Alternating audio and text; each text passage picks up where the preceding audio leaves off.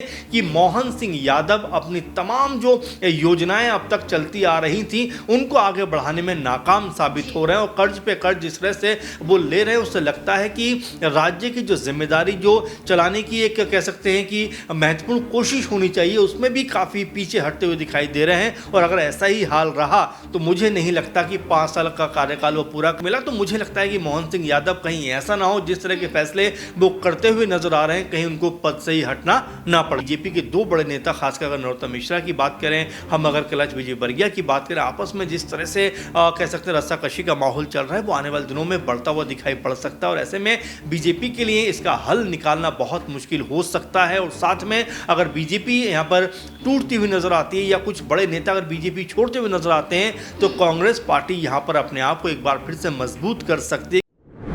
मध्य प्रदेश में एक तरफ मुख्यमंत्री मोहन सिंह यादव के साथ एक बड़ा हादसा हो जाता है जहां बाल बाल खुद बचते हुए मुख्यमंत्री नजर आते हैं, जिसके बाद सुरक्षा व्यवस्था के साथ साथ कानून व्यवस्था पर भी सवाल खड़े होते हैं। वहीं दूसरी तरफ मध्य प्रदेश में ही कई ऐसी घटनाएं देखने को मिलती हैं जहां भारतीय जनता पार्टी सरकार पर सवाल खड़े हो रहे हैं, जहां खुद ही आम जनता को सुरक्षा देने वाली पुलिस ही जब हमले का शिकार हो जाए तो सवाल खड़े हो जाते हैं कि कैसी कानून व्यवस्था है और कैसी सरकार है जहां पुलिस ही बेबस नजर आए।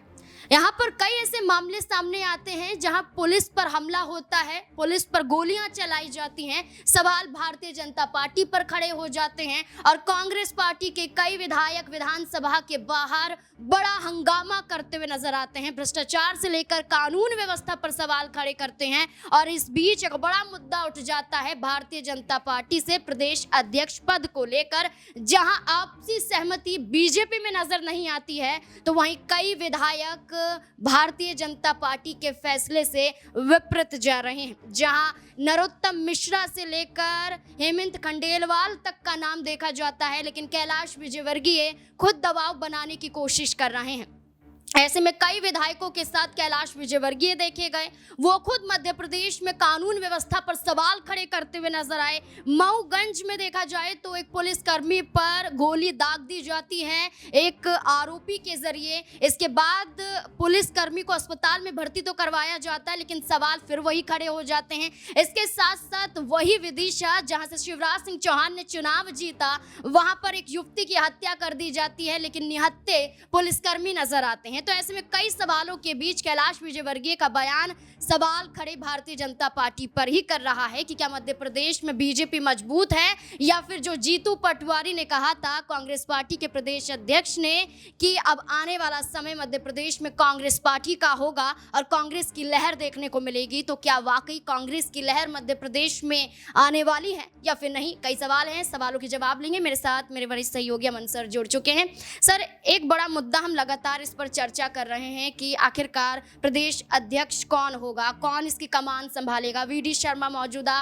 प्रदेश अध्यक्ष हैं और ऐसे में कैलाश विजयवर्गीय से लेकर नरोत्तम मिश्रा, कई नाम तो देखे जा रहे हैं लेकिन हाईकमान द्वारा सहमति नहीं।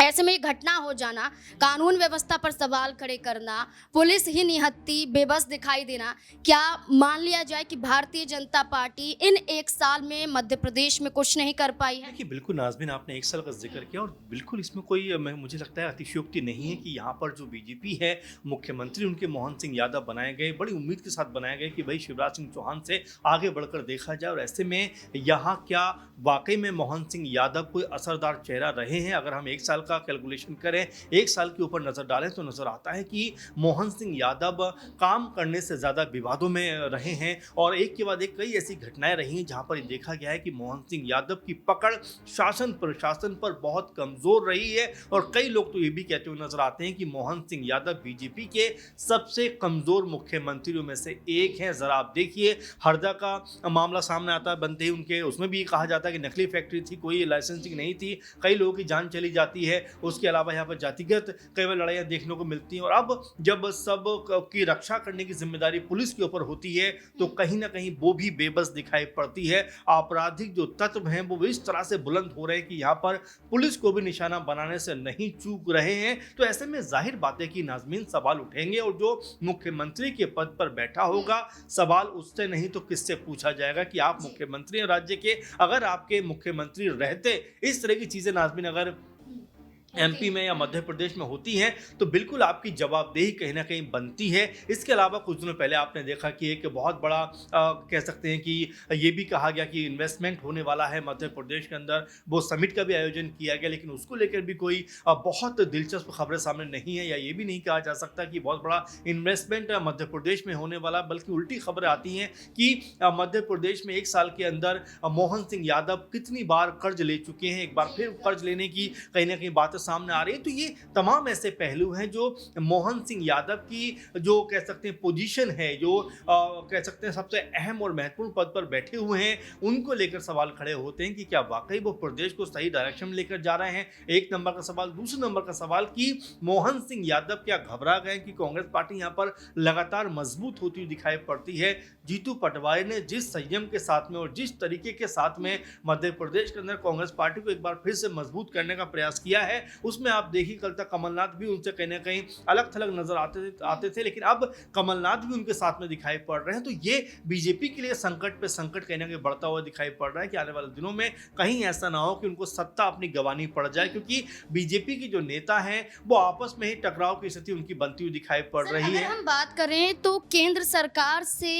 ये मध्य प्रदेश में राज्य सरकार 6,000 करोड़ का कर्ज ले रही है। इसमें ये दावा किया जा रहा है कि लाडली योजना को चलाने के लिए कर्ज की जरूरत पड़ रही है और अन्य व्यवस्था को लेकर। तो ऐसे में शिवराज सिंह चौहान की जो योजना के बलबूते बीजेपी जीत रही है, उसी योजना को चलाने में मोहन सरकार विफल नजर आ रही है। उससे महत्वपूर्ण बात ये भी है नाज़मीन की बहुत सारी महिलाओं के नाम काट दिए गए। ये अपने आप में बड़ी बात हो जाती है। एक तरफ तो आप कहते थे कि महिला सम्मान योजना और हर महिला को हम सम्मान देंगे, हर महिला को हम जो है धनराशि जो हमने कहा है वो देते हुए नजर आएंगे, लेकिन वो धनराशि बढ़ाने की बात कही थी, वो धनराशि भी जस की तस है और साथ में लाखों महिलाओं के नाम काटे गए हैं, जिसको लेकर भी बवाल मचता हुआ दिखाई पड़ा था। आपको अगर याद हो ठीक कि जब शिवराज सिंह चौहान को मुख्यमंत्री नहीं बनाया गया था, बहुत सारी महिलाएं आकर रोती हुई नजर आई थी उनके सामने। तब शिवराज सिंह चौहान ने कहा था कि आपका लाडला भाई अभी भी जिंदा है और तमाम सारी बातें कहते हुए नजर आए थे कि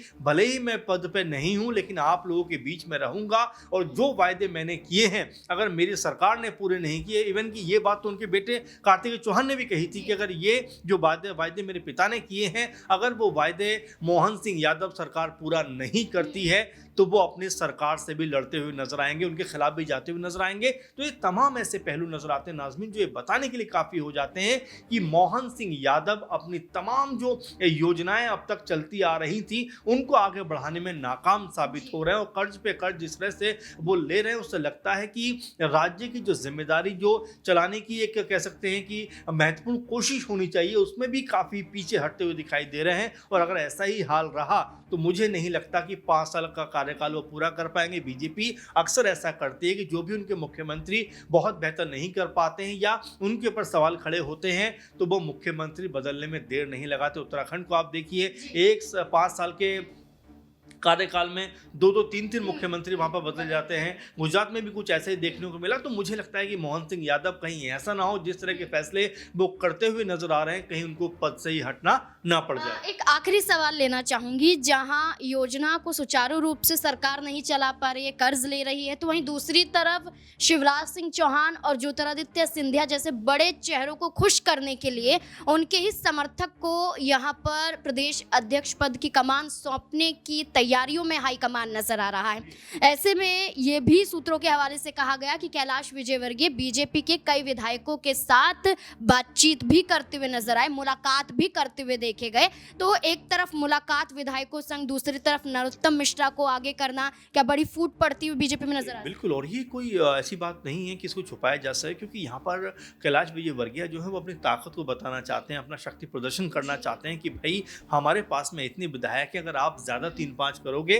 तो कहीं ऐसा ना हो कि सरकार से भी आपको हाथ धोना पड़ जाए, क्योंकि पावर की भूख हर किसी को होती है। प्रदेश अध्यक्ष के लिए हमेशा हमने देखा है कि जो बड़े नेता हैं वो जद्दोजहद करते हुए नजर आते हैं। मध्य प्रदेश में बीजेपी के 2 बड़े नेता, खासकर अगर नरोत्तम मिश्रा की बात करें, हम अगर कैलाश विजयवर्गीय की बात करें, आपस में जिस तरह से कह सकते हैं रस्साकशी का माहौल चल रहा है वो आने वाले दिनों में बढ़ता हुआ दिखाई पड़ सकता है, और ऐसे में बीजेपी के लिए इसका हल निकालना बहुत मुश्किल हो सकता है। और साथ में अगर बीजेपी यहाँ पर टूटती हुई नजर आती है या कुछ बड़े नेता अगर बीजेपी छोड़ते हुए नजर आते हैं तो कांग्रेस पार्टी यहाँ पर अपने आप को एक बार फिर से मजबूत कर सकती है, क्योंकि बीजेपी ने भी कुछ ऐसा ही किया था कि 20-22 जो उनके विधायक थे, सिंधिया थे, उनको अभी तरह मिलाकर कहीं ना कहीं कांग्रेस पार्टी को कमजोर करने का काम किया था। वही अब काम जीतू पटवारी की अगुवाई में कांग्रेस पार्टी यहाँ पर कर सकती है। अगर ऐसा नाज़मीन होता है तो बीजेपी को न सिर्फ पार्टी बचाना बल्कि सरकार बचाना भी मुश्किल हो सकता है, क्योंकि बहुत बड़ा कह सकते हैं यहाँ पर आपस में जो मन मुटाव है वो दिखाई पड़ रहा है। नरोत्तम मिश्रा